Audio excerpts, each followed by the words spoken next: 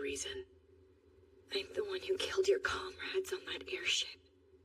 I'm the one who crushed that guard's skull with a brick. Falco didn't do— Hello everyone. Welcome back to Sansan, Best Anime Reaction. Last episode delivered heavy emotional impact, and the consequences are impossible to ignore. Relationships have changed, and trust has been damaged, perhaps beyond repair. In this episode, I expect reflection mixed with rising danger. Some characters may begin to fully commit to their chosen path, even if it leads to destruction. I'm also anticipating strong parallels to earlier seasons, reminding us how far everyone has come, and how much they've lost. This episode feels tragic, not just because of what happens, but because of what could have been avoided. Let's continue with episode 14 and experience this painful progression. anything. So kill me, not him. Okay? We won't kill you. Why not? I know you must want to. Why would I want that? Always with the killing, it's like it's all you ever think about. Just like someone else I know.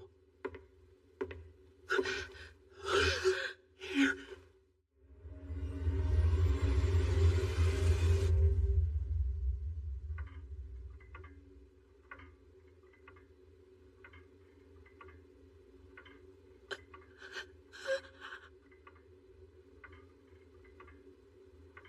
I just want to talk to you. More conflict isn't necessary to solve Eldia's problems. Hanji and the others are fine. We're just relocating them. Eren, Mikasa and I have been wanting to talk to you, too. What were you thinking when you decided to attack Marley on your own? Why do all this? Did Zeke and Yelena really win you over to their side?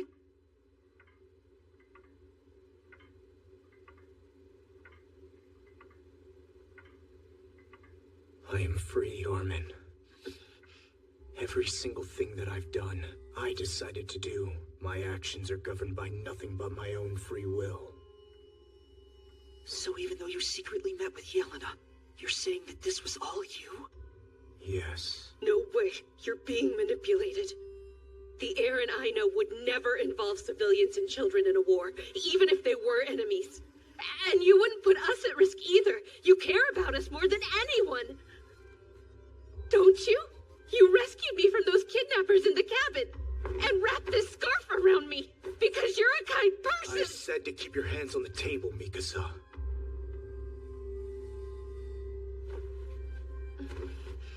If you thought Attack on Titan Season 4 was already emotionally exhausting, episode 14 is the moment where the anime looks you dead in the eyes, pours you a cup of despair, and says, "Relax, it's only getting worse from here."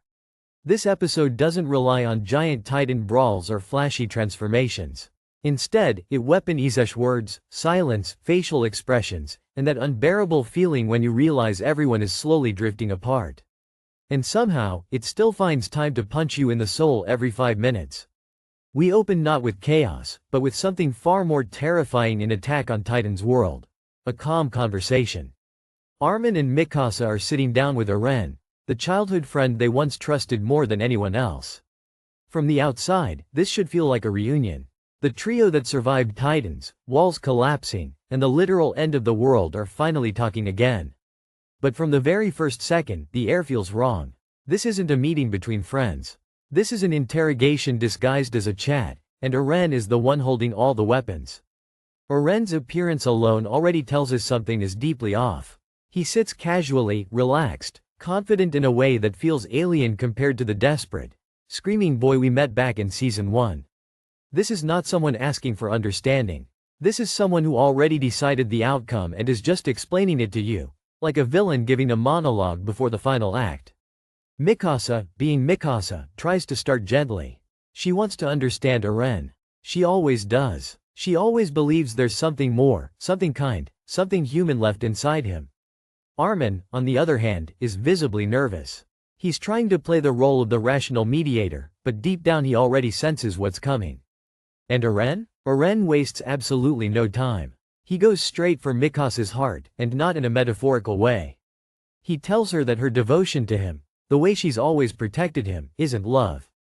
It's programming. According to Eren, Mikasa is nothing more than a slave to her. Back in Liberio, I spoke with Zeke brother to brother. Learned a lot of things from him.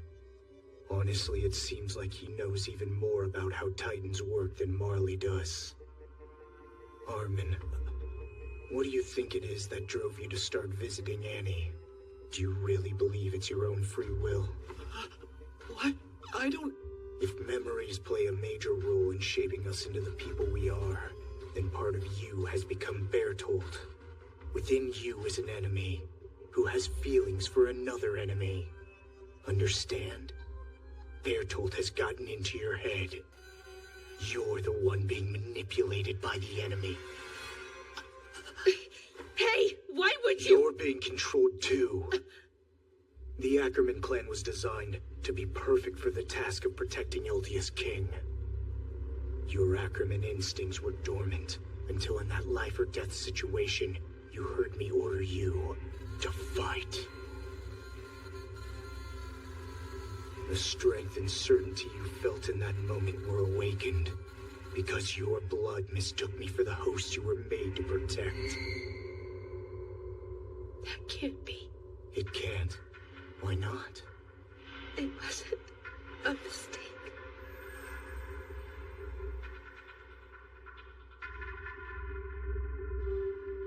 It's because it was you. It had to be you. You're why I became strong. How could that be a mistake?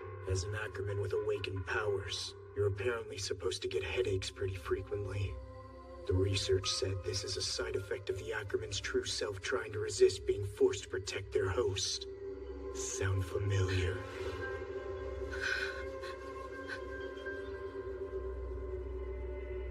You're wrong. What I'm saying is, No, you belong to a clan created to protect and obey at the cost of losing their true selves. In other words, slaves. Stop! Leave her alone! Do you want to know what I hate more than anything else in this world? Anyone who isn't free. They're no better than cattle. Aaron! The mere sight of you has always made me so damn angry. And now I finally know why. I just couldn't stand to look at a slave with no mind of her own, who always followed orders without question. Believe me when I say this, Mikasa. Ever since I was a kid, I've hated you. Aaron!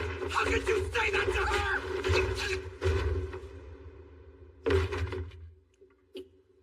Mikasa... See, everything that you've done in your life has been dictated by your Ackerman blood. no, I was just... That blood is all you really are. Ackerman bloodline, biologically designed to protect a host. The moment he says this, you can almost hear millions of fans screaming, "Bro, too far," at their screens. This accusation hits Mikasa harder than any Titan punch ever could. For years, her loyalty to Eren was her emotional anchor. It was the one thing she never questioned.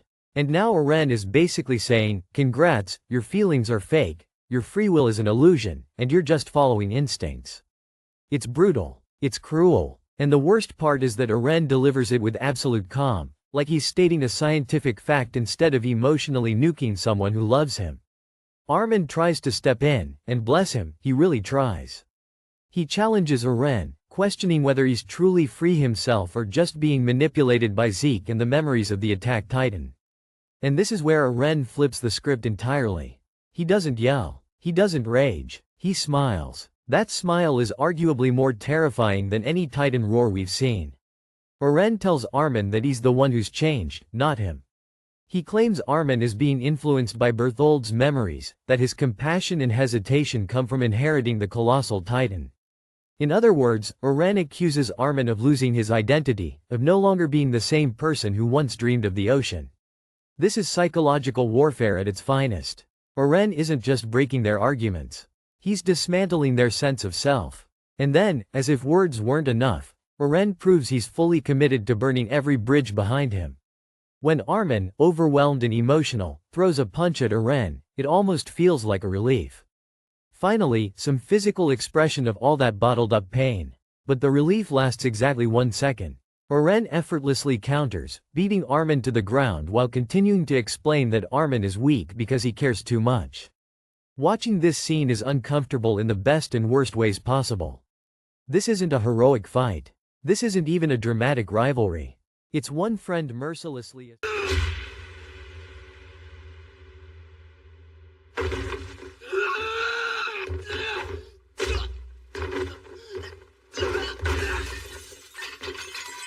Jaeger! I don't need help. Hey, Armin. The two of us have never actually fought before, have we?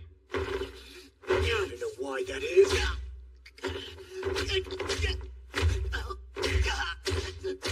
It's because Don't could do never this. be a fair fight.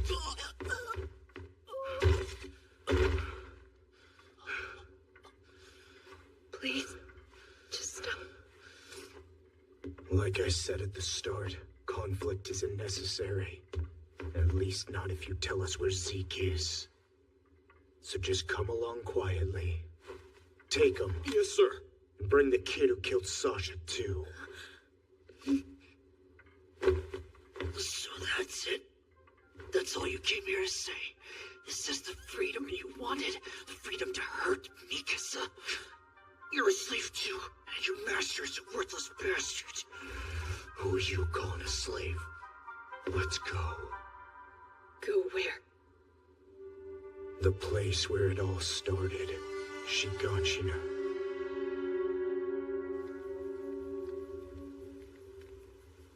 It's not even funny.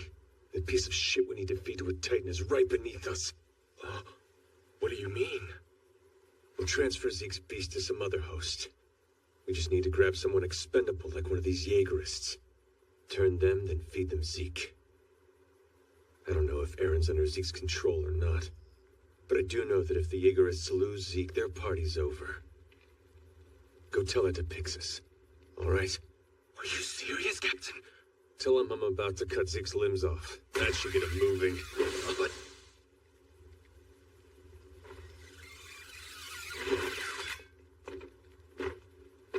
Enjoying your book? As much as possible, for a book I've read 7 times. Seems to me that you've been eavesdropping more than you've been reading.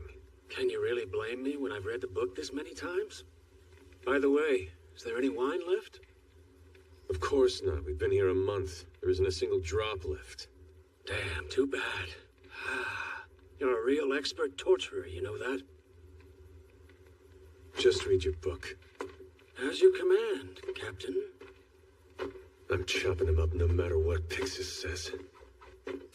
We have 30 fully armed soldiers waiting in the trees up above. Even if Zeke becomes the beast, there's no way he'll escape. That bearded piece of shit was our enemy after all. Now that we know that, he's just a hostage. And hostages don't need limbs. Asserting dominance over another, both physically and ideologically. Mikasa wants to intervene, but she freezes. In that moment, right there, is the cruel irony Eren wanted to prove. Her hesitation feels like confirmation of his words, even though we, the audience, know it's far more complicated than that. By the time the military police drag Armin away, the damage is done. The trio that carried this story for 4 seasons is officially shattered. And the scariest part? Eren doesn't look regretful. He looks relieved. The episode then shifts perspective, giving us a broader look at what Eren's actions have unleashed across Paradis. The Jaegerists, led by Floch, are no longer a fringe group. They are rapidly becoming the dominant political force. Floch, who once trembled in fear during the Battle of Shiganshina, now walks with terrifying confidence. Power has transformed him, and not in a good way. What makes Floch fascinating in this episode is that he genuinely believes he's doing the right thing. He sees Eren as a savior, a necessary devil who will secure Eldia's future. And here's the uncomfortable truth. A lot of people agree with him. After years of being hunted, hated, and threatened by the world, the idea of striking first feels justified to many on the island. Attack on Titan has always excelled at showing how easily fear turns into extremism, and this episode drives that point home hard. Meanwhile, the military leadership is falling apart. There's confusion, betrayal, and the creeping realization that they've already lost control.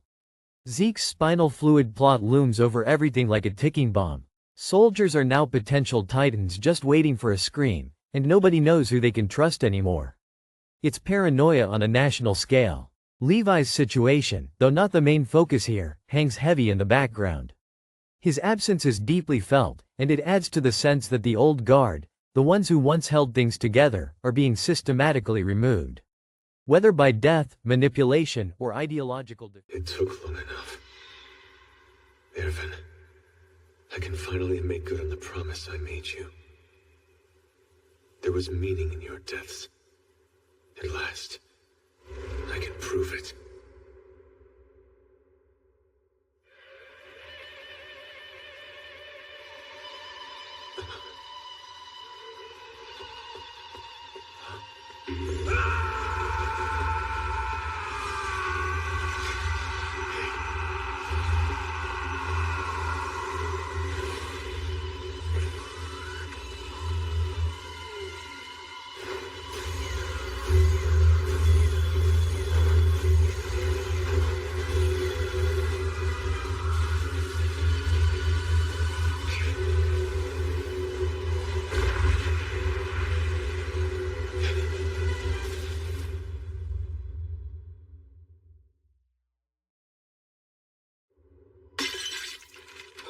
What was that? I went numb for a second.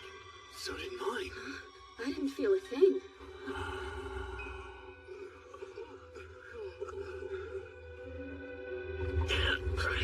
What's the matter? I feel like I just got shocked by electricity. Wait, does that mean? Zeke's done it. Hasn't he? This is goodbye, Captain. You're a caring leader, and your soldiers haven't done anything wrong. You wouldn't slice them up just because they've grown a bit now, would you?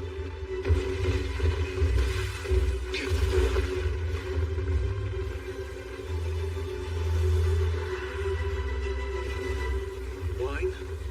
Why would we bring wine on a mission? Please, Captain. This is rare barley and wine. The MPs have been hoarding most of it for themselves. Don't we deserve a treat, too? We've got tea. Give me a drink. Fine, bring it. Shit! Zeke's spinal fluid was in the wine. Since when? Not a single person froze up. Was it all a lie? Damn it! They're fast. How are they able to move like this? Is that because of Zeke too?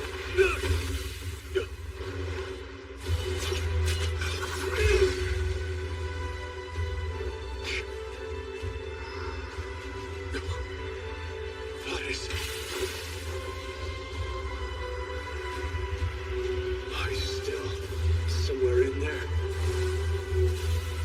You guys.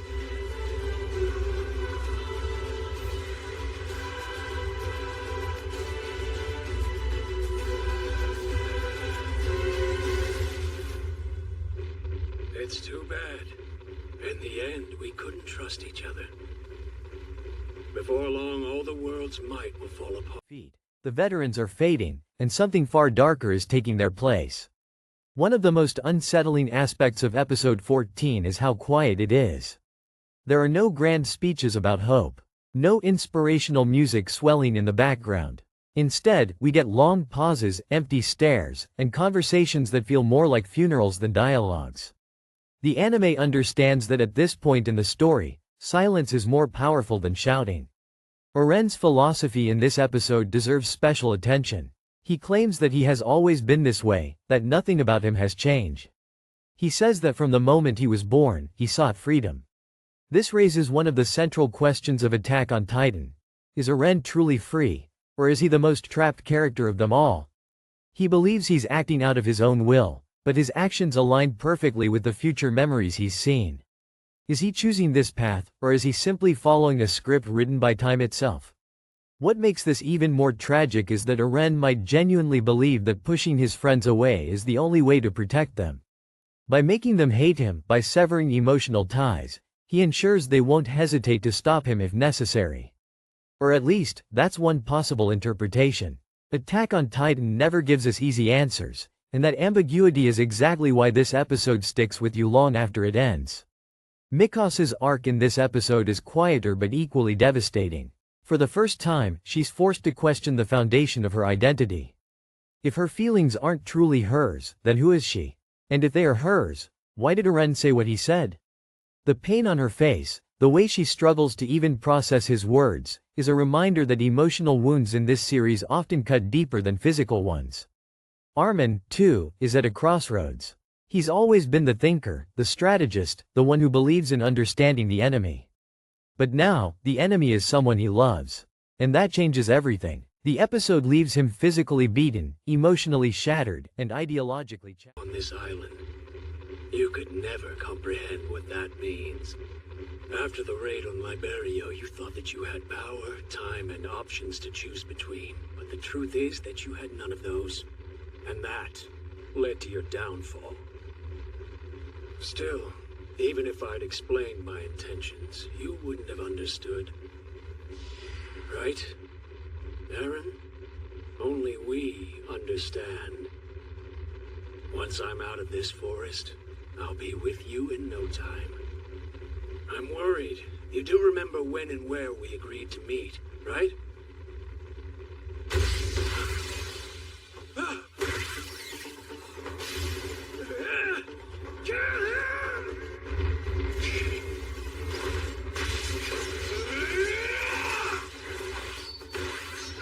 Come on, not again, damn it! What the hell are you made of?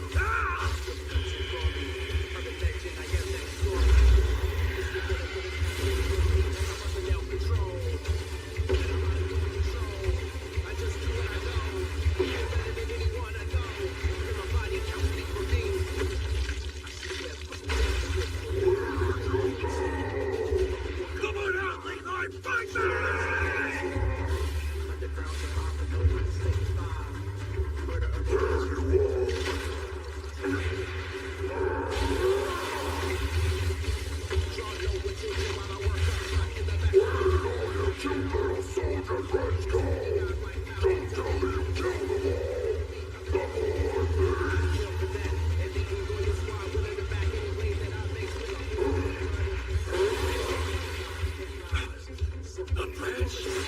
You look desperate, Hairball.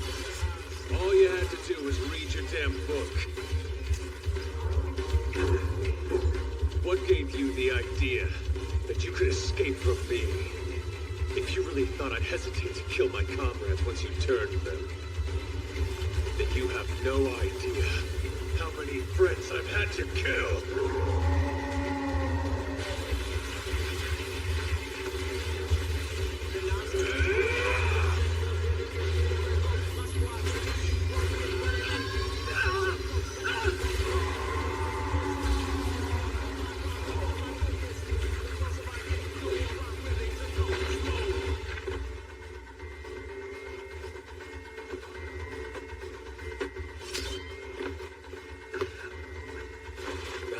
Hey, Beardy.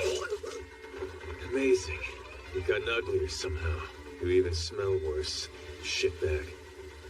Well, don't worry. I'm not gonna kill you. Not yet.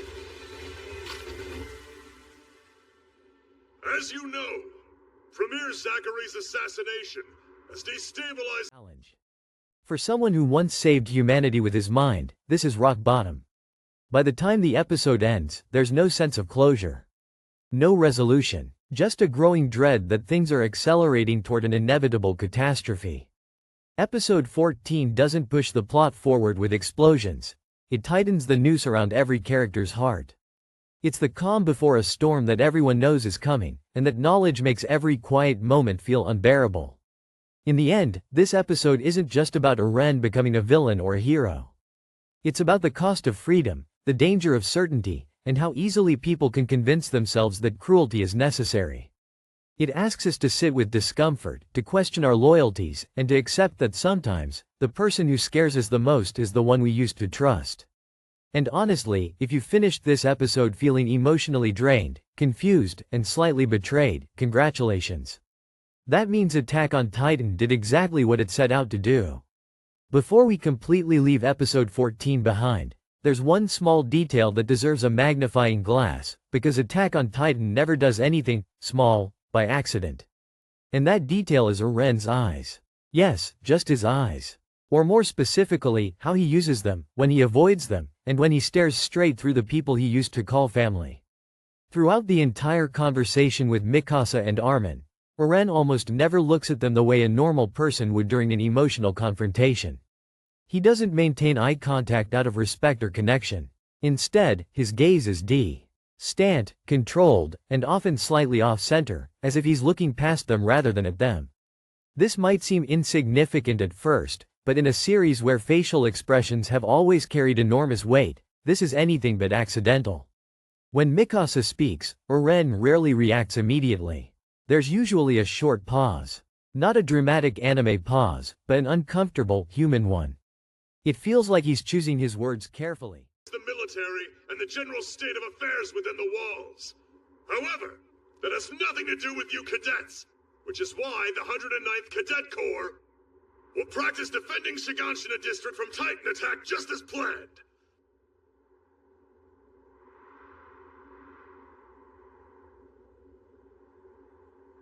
Do you hear me? Yes, sir. Glad to hear it, Cadet. Why are we still being taught how to cut a Titan's nape with a blade? It's not like they'll attack again. Our enemies are all human now. My old man was saying the same thing. He thinks we should train with firearms and form a new Eldian army. It's all too obvious that the times have changed. But Commandant Shadis is stuck in the past. If there's any hope for Eldia's future, it's in the Jaegerists taking power by force. Stop, Sona. He'll hear you. So what? You all feel the same, right? I'm sure that everyone here wants Eren Yeager to lead Eldia. We need a strong, capable leader who can make hard decisions.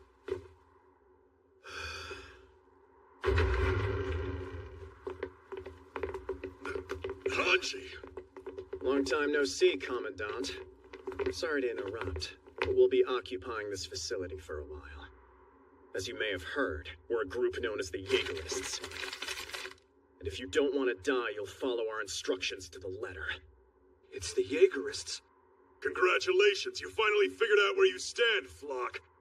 No one gives a damn about your gang. There's only one way you can get our attention. That's to grab a bunch of guns and start waving them around. How long did... What's with you? Barely missed. I figured I could speed things up by shooting the Commandant in the foot. What do you want from me? Nothing. This isn't about you. Our movement doesn't have any use for old men with hard heads and little else. Listen, cadets. Starting right now, this is your time. Eldia's in grave danger, but we Jaegerists are doing everything we can to protect her. We've pledged our hearts and souls. We are fighting, not for the fossils in command of our military, but for the people of the island we call home.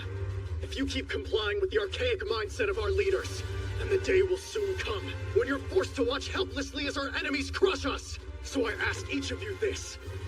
Who would you rather be? Someone who lives to see the future, alongside Eren Yeager, the leader of Eldia? Or someone who dies, alongside Commandant Keith Shadis, and the antiquated ways of the past?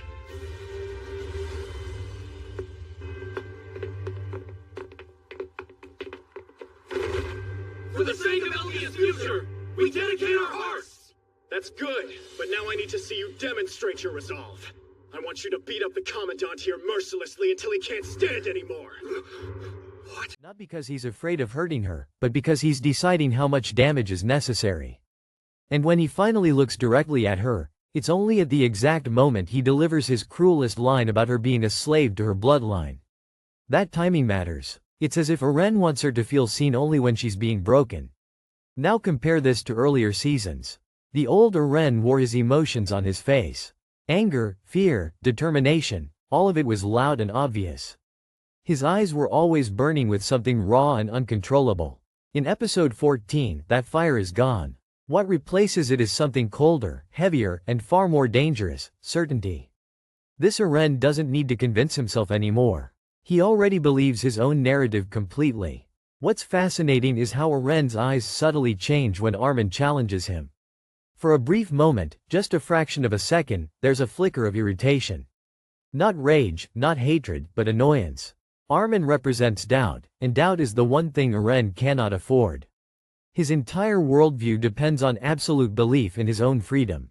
The moment Armin suggests that Eren might also be a slave to memories and destiny, Eren's calm nearly cracks. And nearly is the keyword here. That tiny crack tells us something crucial. Eren's emotional armor is strong, but not unbreakable. He has rehearsed these words. He has thought about this conversation many times. But no matter how prepared he is, facing Armin forces him to confront the possibility that he might be wrong. And rather than engaging with that fear, Eren does what he's always done best, he attacks.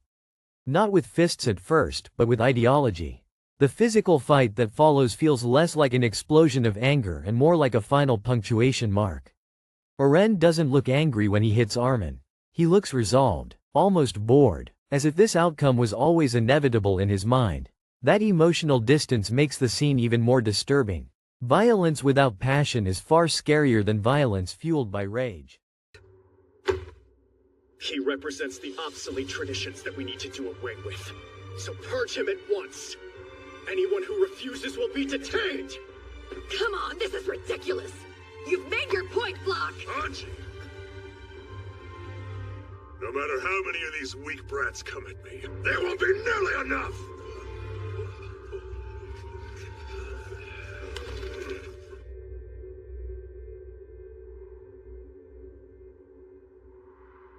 Well done.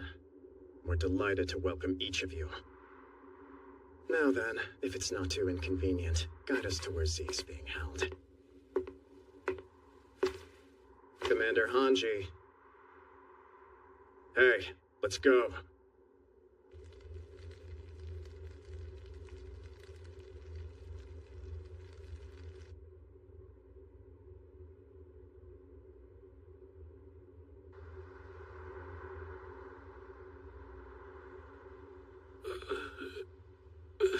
Are you awake? Hey, stop that. No sudden moves. I stuck a thunder spear in your gut and attached the fuse to the wire wrapped around your neck. Squirm too much and you'll be blown in half. At least. I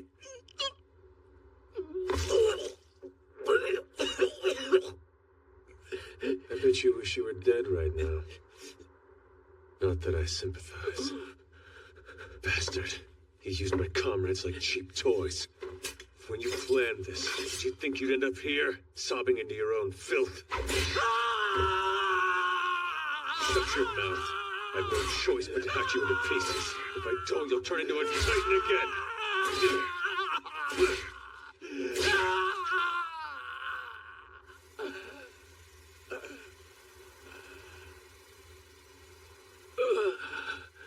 Hey, Levi.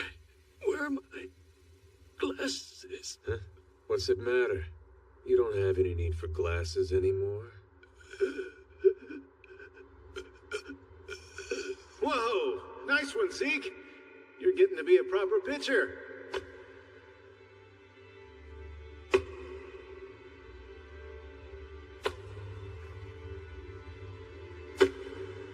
Ever think about playing ball when you grow up? I'm sorry, but I can't, Mr. Saba. I have a mission.